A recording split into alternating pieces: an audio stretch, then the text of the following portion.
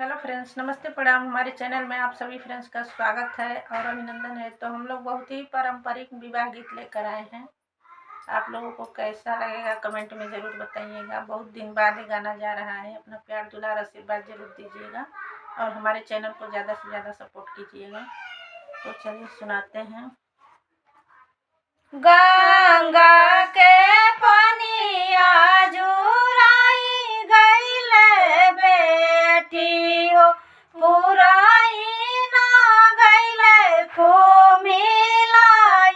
गंगा के पनिया जुराई गइले बेटी हो, पुराई ना गइले कुमिलाई।